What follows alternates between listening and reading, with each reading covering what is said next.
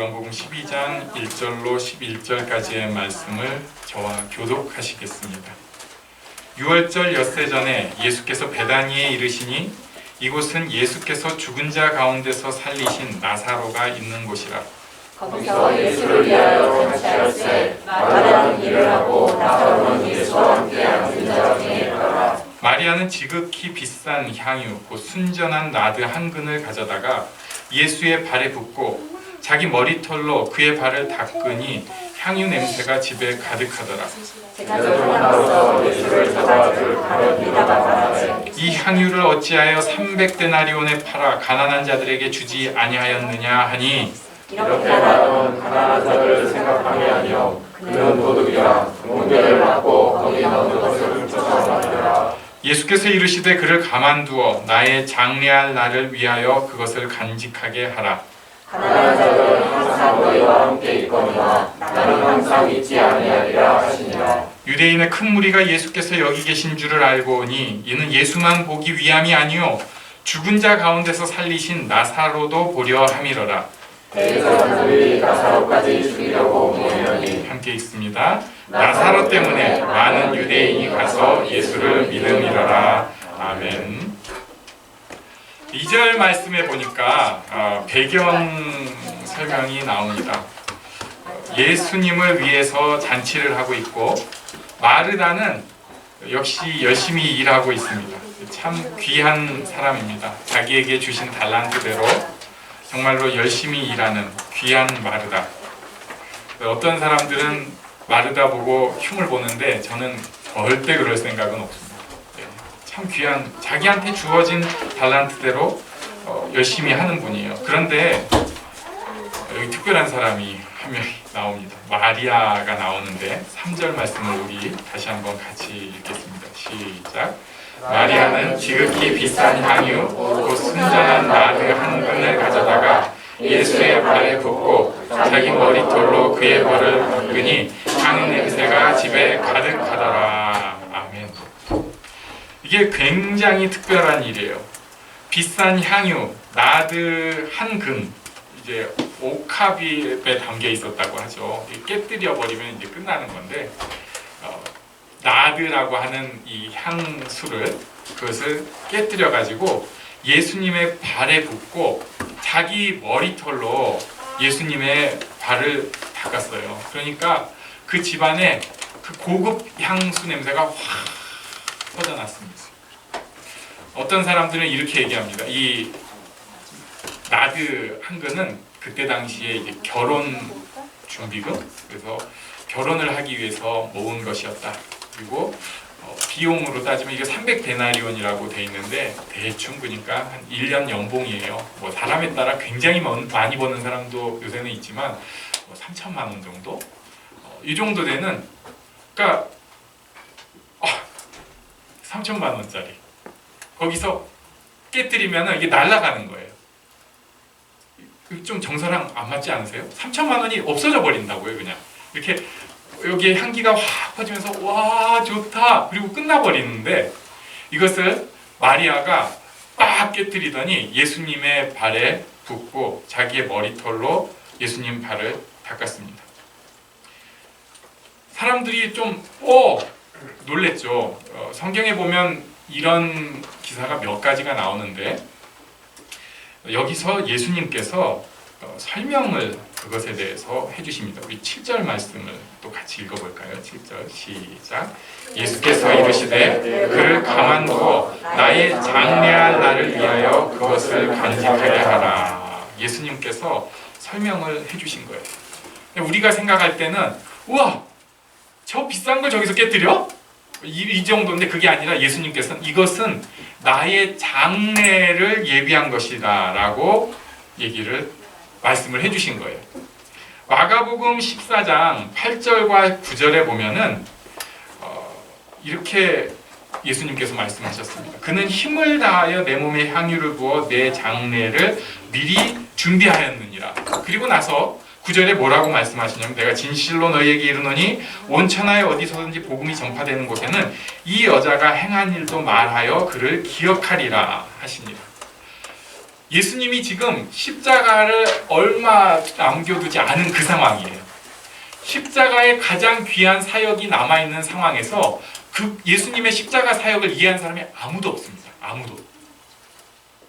지금 뭔가 예수님에 대해서 사람들은 말이 많아요. 야, 이게 진짜 메시아냐 가짜 메시아냐, 굉장히 능력이 있는 사람이다. 게다가 나사로까지 살리니까 우와 진짜 대단하다. 죽은 사람이 살아났어 라고 생각을 하지만 예수님께서 지금 십자가의 죽음으로 우리를 살리실 분이라는 것은 아무도 몰라요.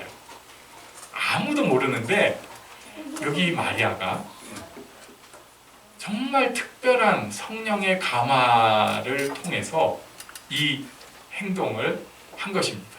그래서 이것이 복음이 전파되면 어디서든지 이 여자가 행한 일도 말하게 될 것이라고 예수님께서 말씀해 주셨어요. 실제로 초대교회에서 이 마리아가 향유를 깨뜨려서 예수님 장례를 미리 예비한 사건은 아주 큰 사건으로 기억이 됐습니다. 그래서 오늘 우리가 읽은 본문이 지금 요한복음 12장이잖아요. 근데 11장에 가보면은 11장 2절에 이렇게 말씀하고 있어요. 이 마리아는 향유를 주께 붓고 머리털로 주의 발을 닦던 자요, 병든 나사로는 그의 오라버니더라. 그러니까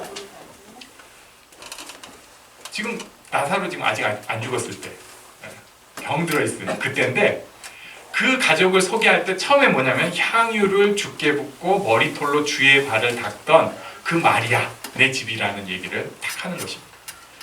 이만큼 특별하고 소중한 일을 마리아가 했습니다. 그런데 말이죠, 이건 그때 당시에 있는 모든 제자들 중에 한 명을 하나님께서 예비하셔서 시킨 일이에요. 가끔 우리는 이제 꼭 그 한 사람이 되고 싶어요. 특히 한국 교육은 1등이 돼야 되니까 1등만 돼야 생존을 하잖아요. 근데 하나님 나라 법칙은 그게 아닙니다. 1등이 필요한 건 맞는데, 이 마리아가 꼭 필요한 사람은 맞는데 대부분은 이런 사람이 아니에요. 성령께서 마음에 감동을 주시고 주체할 수 없을 때는 이런 일을 할 수도 있는데 이것은 정말 특별한 일입니다. 오히려 여기 다수가 행한 일이 나와요. 이 사람은 어떤 일이냐면은 5절에 나오는 사람인데 유다입니다. 우리 한번 5절부터 6절까지 그냥 쭉 같이 읽어보겠습니다. 시작. 이 향유를 어찌하여 300데나리온에 팔아 가난한 자들에게 주지 아니하였느냐 하니, 이렇게 말하면 가난한 자들을 생각함이 아니요 그는 도둑이라 돈꾀를 맞고 거기 넣는 것을 훔쳐가미로라. 여기 유다가 이렇게 얘기를 했어요. 아니 이거 300데나리온이면 이거 팔아가지고 가난한 사람들한테 주면 좋지 않겠냐? 근데 다른 성경에 보니까 다른 제자들도 이렇게 얘기를 합니다. 유다가 대표였어요. 성경에서 이것을 유다를 이렇게 설명을 해요. 이 사람 진짜는 가난한 자들을 위한 게 아니라 도둑이라서 돈꾀를 맞고 거기 넣는 것을 훔쳐간 사람이다, 이렇게 말씀을 해요. 그러니까 우리가 그냥 성경을 대충 읽으면은 도둑이구나, 돈꾀를 맡았는데 훔쳐갔구나, 이렇게 생각을 할 텐데 우리가 가만히 생각을 해보면 그렇게 단순하지는 않을 것 같아요. 왜냐하면은 우리가 아무한테나 돈꾀를 맡기지 않잖아요. 좀 믿을만한 사람한테 맡기지. 그리고 예수님 지금 우리가 정확하게 알 수는 없지만 약 3년 동안 제자들이랑 돌아다니셨어요. 그러면 계속해서 회계 지출과 수입이 생길 수밖에 없어요. 이걸 맡았다는 거는 믿을만한 사람이라는 거예요. 괜찮은 사람이에요. 게다가 예수님을 따라서 지금 자기 인생을 바친, 여기 예수님 따라가면 지금 죽을 수 있는 상황이에요. 당국자들에 의해서 굉장히 위태위태한 신분에 있는 사람인데, 우리가 가룟 유다가 좀 이상한 사람이고 많이 잘못된 사람인 건 알지만 그 사람이 거기서 그걸 요새식으로 돈 챙겨가지고 자기 주머니에 넣는다는 것은 사실은 쉽지 않은 일입니다. 왜냐하면은 지금은 이런 게 있잖아요. 그 돈을 뭐 카톡으로 그냥 팍 쏜다던가 통장에다가 빡 넣어버린다던가 이렇게 할 수가 있는데, 그때 당시는 보관을 해야 되는 거예요. 훔치면 보관을 하거나 누군가한테 줘야 돼요. 진짜 조직적인 도둑이었을 수도 있죠. 어디다가 집 사놓고 돈 챙겨가지고 자기 누군가에게 항상 야 밤에 어디서 만나 해가지고 돈을 줘서 보냈을 수도 있는데 저는 어떤 분이 이런 식으로 해석한 거 보니까 그게 그럴듯한 것 같아요. 뭐냐면은 유다는 당시에 민중들을 위해서 싸워야 하는, 그리고 로마에 대항해서 싸워야 하는 그 메시아를 기다린 사람이었어요. 그리고 그런 무리들이 있었습니다. 열심당원이라고도 표현을 하는데 이 사람들 소속이었던 거예요. 그리고 이들은 모든 정치 운동이 그렇지만 당연히 돈이 많이 필요했어요. 예수님께는 아무도 얘기를 안 해도 너무 감동해서 사람들이 돈을 줘요. 그런데 진짜 로마를 위해서 싸워야 하는 이 정치 세력한테는 사람들이 잘 안 줘요. 여기는 굶고 있는 거예요. 자기 동지들은. 자기 생각에 하나님 나라를 위해서 싸워야 하는 동지들은 굶고 있고, 여기 예수님은 별로 관심도 없고 아직 때도 안 된 것 같은데 맨날 이상한 행동만 하고 계시잖아요. 그러니까 자기는 여기 주어진 돈을 싹 빼가지고 어차피 이게 하나님 나라를 위한 것이고 가난한 자들을 위한 것이니까 자기 동료들한테 이렇게 토스를 해줬다라는 해석을 본 적이 있어요. 그럴듯하더라고요. 진짜인지는 모릅니다. 추정. 그런데 그렇게 한 것을 보고도 성경은 도둑질이라고 해요. 왜냐하면은 이게 준 사람들의 마음 그 담은 그대로 쓰여지지 않았기 때문에 도둑이라고 표현을 합니다. 제가 예수님 앞에 예수님 이걸 드세요. 예수님 제자들이랑 이거 드세요. 예수님 옆에 따라다니는 가난한 사람들 먹여주세요 라고 드린 것이지 이게 열심당원한테 정치연금 하라고 준 돈 아니거든요. 그러면은 최소한 이것을 저쪽으로 토스를 했다면 유다가 그럴 힘도 없는 사람이지만 일어서 가지고 여러분이 드려진 것은 열심당원들을 위해서도 쓰여진다는 것을 알기 바랍니다. 이런 공지를 안 했는데 지 마음대로 토스해서 써버린 거는 도둑질. 시민단체 어쩌고저쩌고 갖고 요새 말이 많았지만 도둑질입니다. 그거 도둑질이에요. 교회가 하나님 앞에 받아진 헌금 그거 지멋대로 이상한 데 계속 쓰고 있다? 도둑질이에요. 마찬가지인데 우리에게 하나님께서 주신 것이 꽤 많죠. 돈도 주시고 건강도 주시고 환경도 주시고 심지어 어떤 분은 애도 주셨어요. 그랬는데 그 주신 목적대로 잘 하려고 애써야 되는데 물론 좀 못할 때도 있지만 그게 아니라 어느새 지 마음대로 하면 도둑질입니다. 잘 먹고 잘 놀고 좋아요. 그런데 이게 하나님 목적이랑 벗어나 버리기 시작하면은 도둑질이에요. 성경에 지금 유다에게 대한 이 표현을 우리한테 딱 갖다 대면 제가 이제 어디 가서 입 바른 소리를 했어요. 그러면 이렇게 표현할 거예요. 그는 도둑놈이라. 뜨끔하더라고요.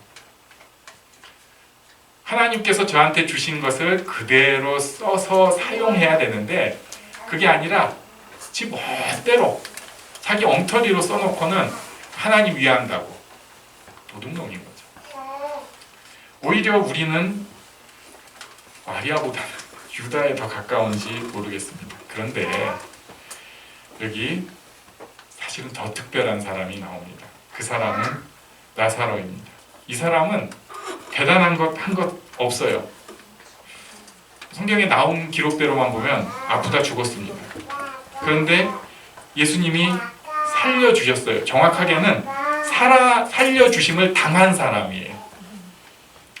근데 그랬더니 자기 때문에 사람들이 예수님을 막 믿는 것입니다. 11절 말씀 우리 같이 읽어볼까요? 11절 시작. 나사로 때문에 많은 유대인이 가서 예수를 믿음이라. 야, 이런 거죠. 예수님 때문에 살아나니까 사람들이 놀랬어요. 충격을 받았습니다. 마리아는 진짜 특별한 사람일 거예요. 예수님 죽으심을 예배한 그 많은 제자들 중에서 예수님 죽으심을 예배한다는 건 아무도 상상하지 못한 그때 성령의 특별한 인도하심으로 이 일을 행한 사람이었어요. 그런데 나사로도 그만큼 특별한 사람인데 나사로는 성경의 표현대로 하면 나사로 하나가 아니에요. 그럼 또 이렇게 얘기하는 사람이 있어요. 복음서에 맞아 예수님이 살린 사람이 3명이야. 그런데 사도 바울이 거기에 설명을 더해 주셨어요. 예수님 때문에 살아난 사람은 나사로뿐이 아니라 바로 우리 모두입니다. 에베소서 2장 1절에 이렇게 말씀합니다. 우리 한번 같이 읽겠습니다. 시작. 그는 허물과 죄로 죽었던 너희를 살리셨도다. 아멘. 세상 풍조를 따르고 육체의 욕심을 따라서 살고 본질상 진노의 자녀인, 그래서 허물과 죄로 죽었던 사람이 누구냐면 우리예요. 사람들에 대해서 성경의 가르침은 그들이 좀 멀쩡해 보이지만 죽은 사람이라는 게 성경의 가르침이에요. 그런데 그런 우리를 은혜가 풍성한 하나님께서 우리를 살려주셨다는 것입니다. 이게 성경의 가르침입니다. 옆 사람에게 한번 말씀해 주고, 당신 살았습니다.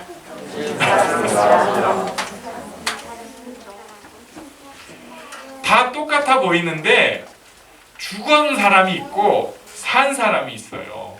하나님께서 풍성한 긍휼로 살려주신 사람이 있어요.